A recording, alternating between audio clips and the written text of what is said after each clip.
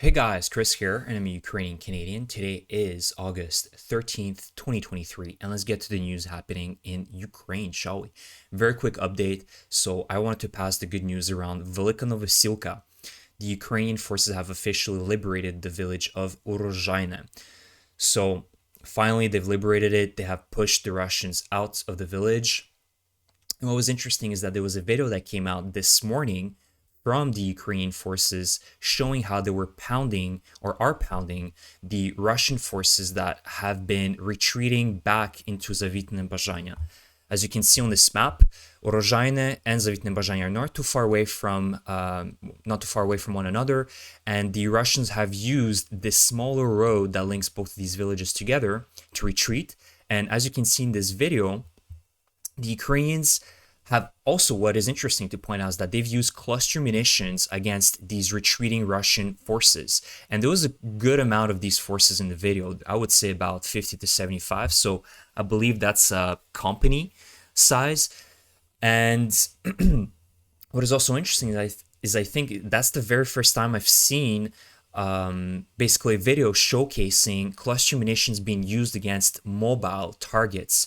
We've seen cluster munitions already being used against static targets such as trenches, posadkas, even Russian batteries. But against Russian forces that are actively moving is the first time I see this, and it seemed to reap some good results, as there's a lot of complaining from pro-Russian sources that they've lost a lot of men around Urozhaine. They've utilized far too many resources just to defend a small little village. So overall, what this means is that the Russians are already extremely weak in this area, and perhaps that's going to make the job easier for the Ukrainian forces at liberating Zavitne Bazhanya in the foreseeable future. Additionally, obviously, as the Ukrainians push through the Mokre Yale Valley, they also need to think about consolidating the flanks.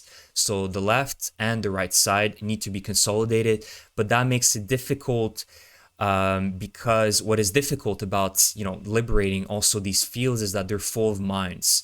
So also this is perhaps going to slow down the Ukrainian forces because they also need to liberate these massive fields and posadkas that are full of mines, full of different defenses and even Russians located there. So we'll see how quickly the Ukrainians can push towards Zavitne Bazhanya and Staromlenivka.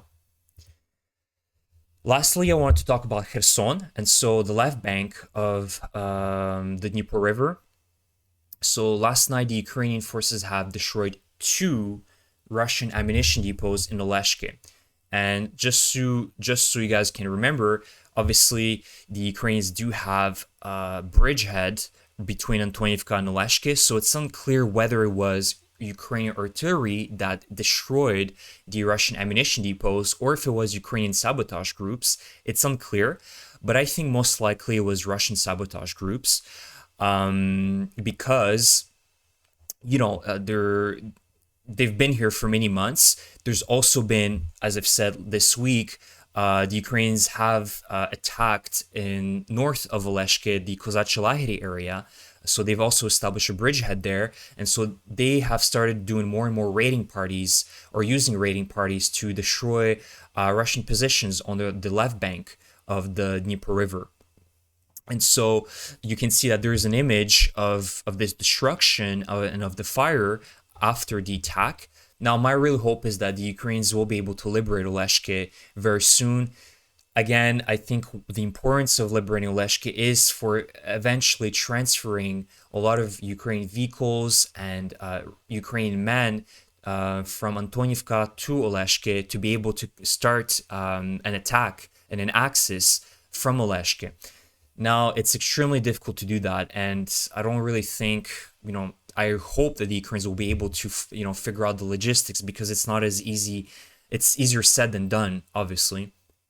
But I think that this would really put a lot of pressure on the Russian defenses in Zaporizhia, and this would further destabilize their defenses, make them weaker, as the Russians will have to shuffle the reserves. They're already extremely weak in Zaporizhia, in Kherson. The last thing I want to talk about is everybody knows that the Ukrainians have attacked the Kerch Bridge yesterday. And what was interesting what is interesting to note is that the Russian MOD claimed that these were Ukrainian S-200s that were used against the Kerch Bridge. So the S-200s are quite old systems, and they're from the 1960s. So what I think happened here is the Ukrainians were trying to test the Russian air defenses in Crimea and the Kerch Bridge area. And the Russians panicked so much that they've deployed smoke screens throughout the span of the bridge as well.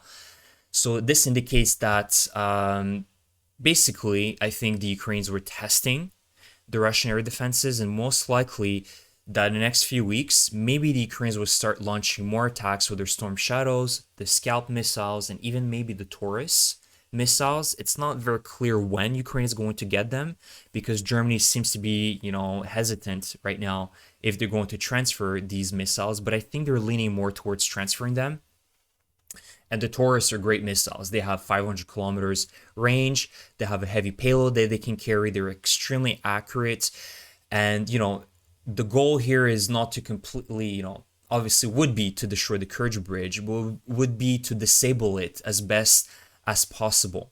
Because the USVs that Ukraine has, the unmanned sea vessels, unfortunately the Russians have a lot of resources to shut them down. So if they can combine perhaps a USV attack with missile attack on the Kerch Bridge, I think they could do a lot of damage and even maybe destroy large sections of that bridge and cut out one of the most crucial links to Crimea and Kherson and thus Zaporizhia for the Russian defenses. So let's hope for that.